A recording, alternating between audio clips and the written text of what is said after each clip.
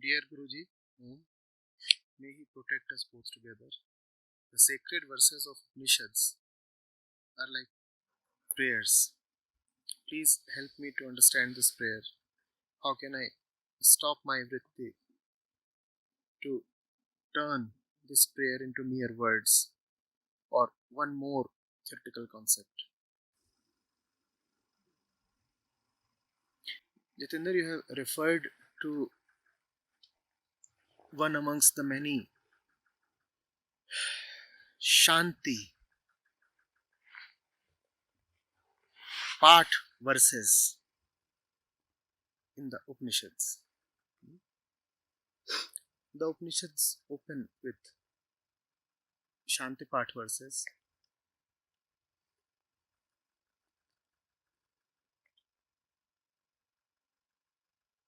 There are many of them. We have referred to one very common Shanti part. Many Upanishads open with this one. The teacher and the student, they together pray. And they say Om. Protect us together, may we learn together, may we meditate together, and may we not turn against each other. May we not be full of hatred for each other. The Guru and the Shishya are praying. May we not be full of resentment against each other. Yes, Satinder. Good that you have asked for this to be explained.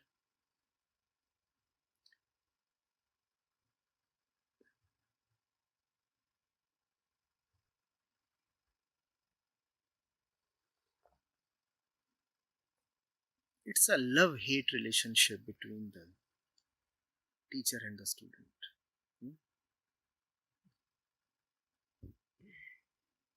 Ever been with a gym trainer?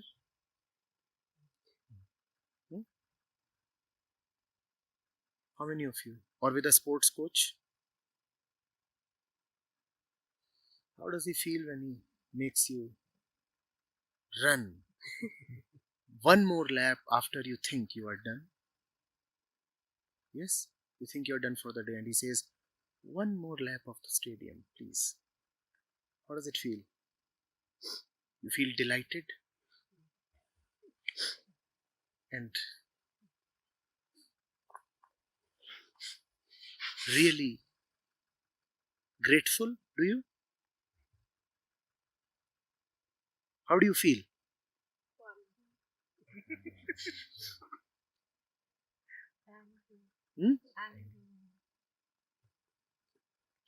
It's just that some good sense and a bit of fear of authority prevents you from explicitly rebelling at that point, right? It's a combination of the two. Some good sense and a little bit of fear of authority. So you tell yourself, what he is saying is for my own good, isn't it? Yes, of course. He's a dog. But let me follow him.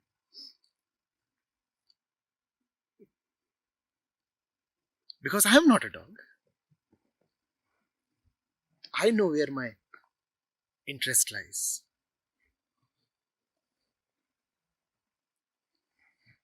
So it's easy to see why the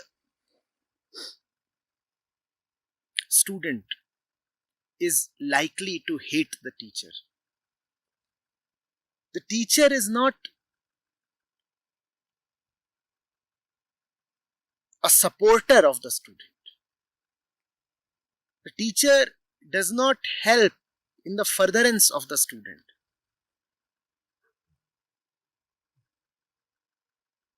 To an extent, the teacher is like a corrector after a point, the teacher is not even a character.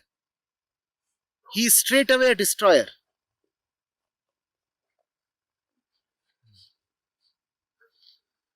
Right? In fact, very recently, I had mentioned or written that you aren't yet a student if you have not hated the teacher with all your might. No, I had gone beyond that. I had said you aren't yet a student if you haven't thought of murdering the teacher. You are a student only the day the thought of killing, eliminating the teacher comes to you. Then you qualify to be a student.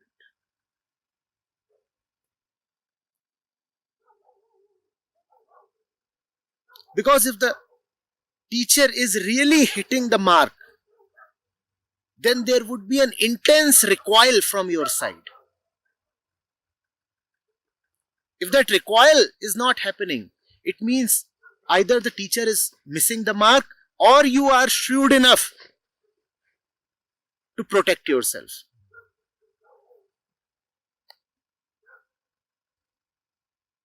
The real thing is not happening.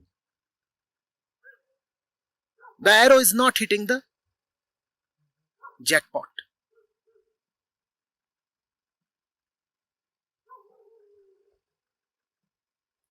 The center is not being penetrated.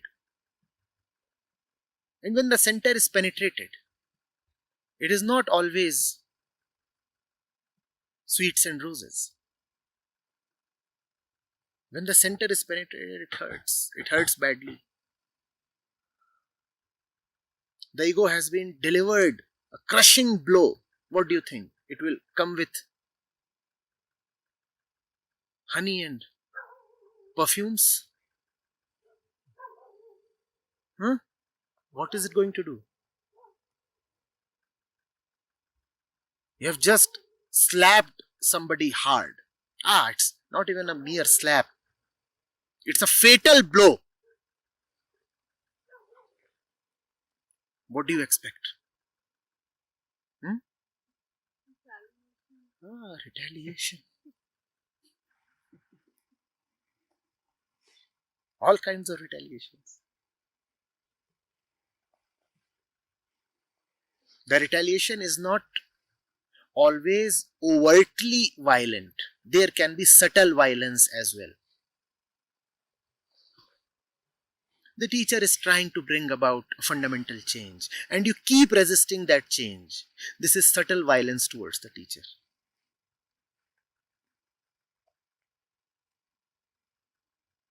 That which could have been easily done is turned into a humongous task by you.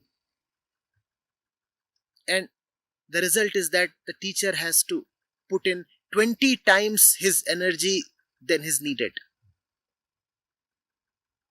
You are extracting 20 times the time, effort, and energy than should have been really needed.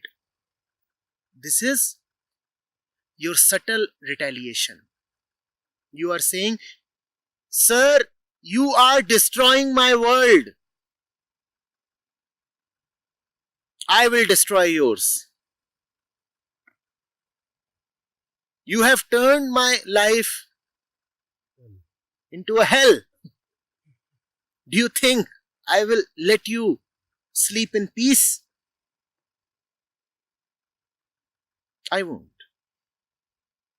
And due to your innate morality, you cannot be, as I said, explicitly disrespectful or violent towards the teacher.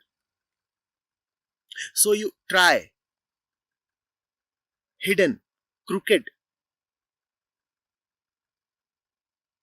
subtle ways.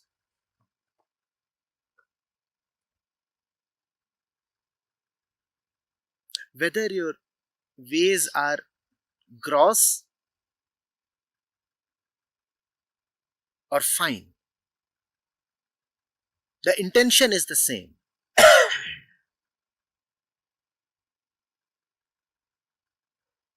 I will have my pound of flesh. You cannot so easily defeat me.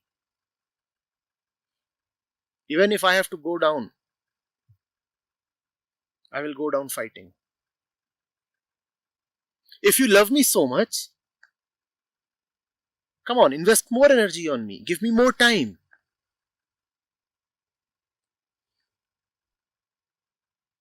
If you love me so much, then bear all my tantrums. Now we know that, right? Convince me that you love me enough for me to forsake all that I have. You're asking me to give everything up. Why should I give everything up for the sake of a non-lover? And now comes the real revenge. You have asked me to quit all my attachments. I will respond by getting attached to you. Ha! That's the mama revenge. The mother of all revenges. You asked me to not to be very body identified. I will look at you as a body. Checkmate.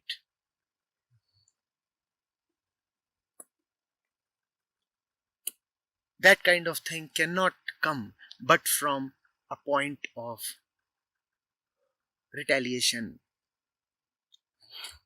and hatred. It's just that it is such a fine retaliation that it may even appear like love.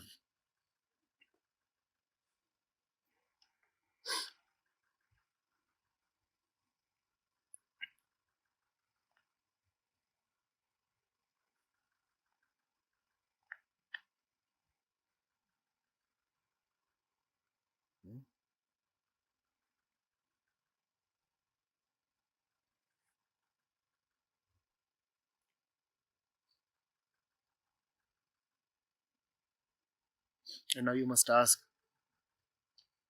why is then the Guru reciting the same prayer? Why is the Guru praying for the same thing? Why is the Guru saying, may I not hate the student?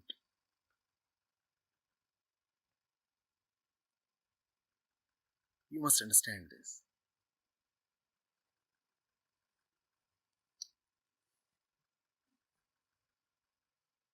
For the Guru's words to be useful to the student, the words must come directly from Samadhi. Do you get this? The Guru's words or actions cannot help you or take you to Samadhi unless they are coming directly from the Guru's Samadhi. And Samadhi is sheer joy. Sheer joy. It is the greatest sleep, the greatest rest possible. You could even say it is the highest pleasure. It is not really a pleasure in the sense we know pleasure. But just to facilitate your comprehension, it is the highest pleasure. It is a superlative pleasure. That's why the scriptures sometimes use the word Anand and Sukh interchangeably.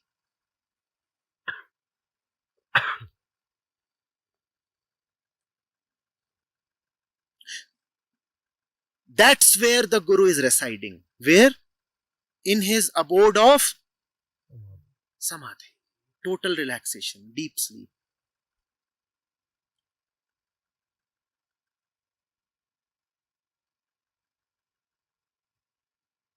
But being in a mortal form, he too is subject to prarabdha. After all, here, when we are talking of the Guru and Shishya, we are talking of the mortal Guru, aren't we? We are not talking of the Param Guru. We are not talking of the Nirakar truth itself. And the mortal guru is bodily, is he not? Because he is bodily, so he too has to bear prarabdha. Hence he cannot enjoy his samadhi without having to pay for his prarabdha. He is told, you can stay in your samadhi, but you will have to continuously pay the price. The price is that you will have to help others reach where you are. And if you do not help others reach where you are, you too cannot stay where you are. Help others.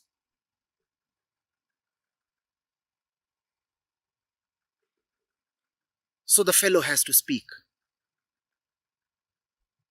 He has to speak from his samadhi, but the speaking in itself can become an irritation.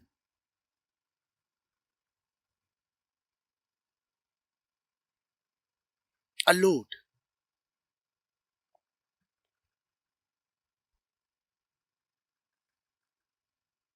Because after all, the speaking is necessitated because of prarabdha.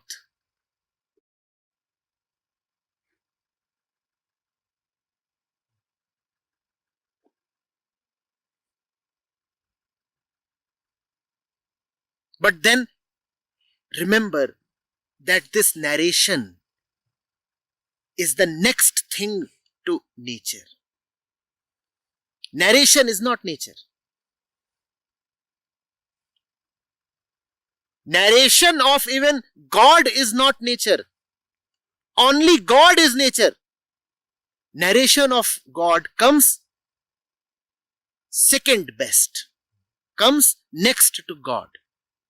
And why must the Guru settle for the second best thing when he is already enshrined, embedded in the best?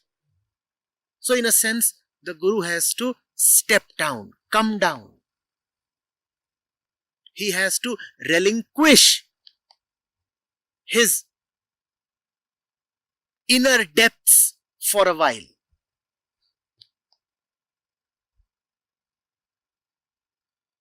Can the truth be told? Not really. But the Guru is entrusted to do the impossible. He is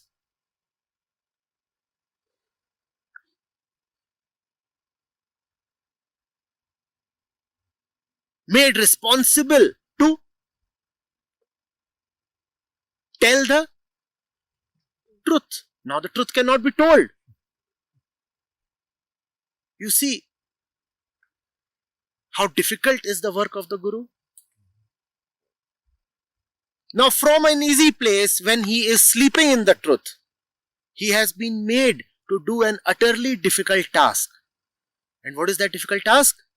Now come and narrate that which cannot be narrated. You were in utter samadhi. Now wake up and narrate the samadhi. So double whammy. First of all, you wake up. And then you do the impossible. The Guru is wondering, what crime have I done? Why am I being asked to do all this? Was I not already all right? I was gone, totally gone. And I have been summoned back. And now I am being told to describe the place I had gone to. Now, first of all, you have called me back, which is bad enough. And on top of that, you are asking me to describe where I have been to.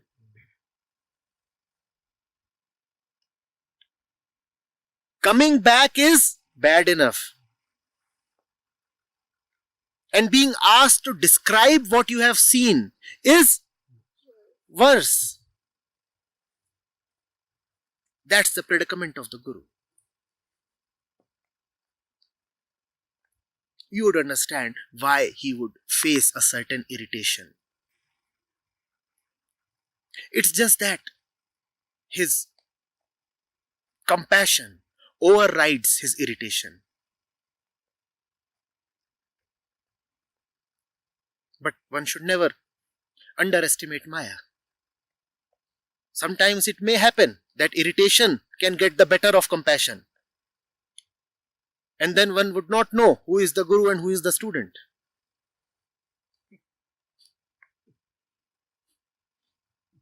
Both are then hateful of each other. So it is wise and prudent that the guru too must keep praying, O Lord, let me not hate the student.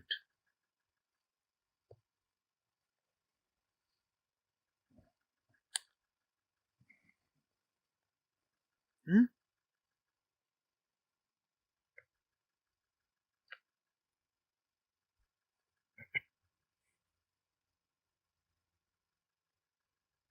Here are mothers.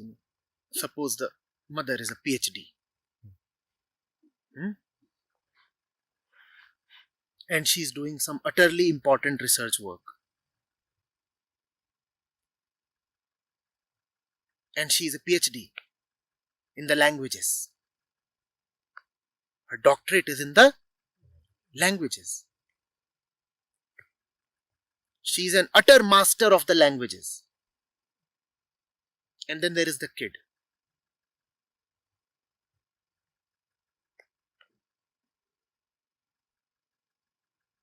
And the kid does not know the difference between you and we. And the mother is being asked to teach the kid. Not only teach the kid while keeping aside her research work. Just see what she was doing. Just see what she was doing. What was she doing? Research work. And now she has been told to handhold the child and help him draw a C. And the fellow is drawing a C like this continuously. Mothers know that. Kids are very fond of drawing mirror images of the letters. So the D is always like this. Our mothers don't know what to do with this. Now you know why the mother must pray to God. Let me not hate the kid.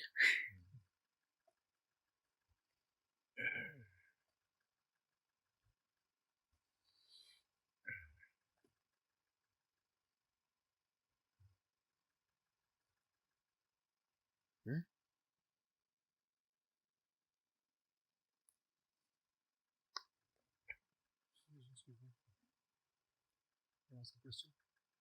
Not yet.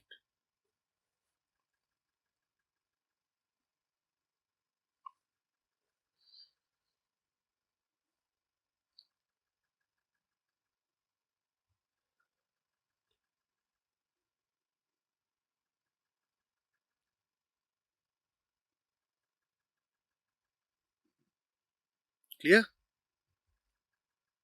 Jitendra?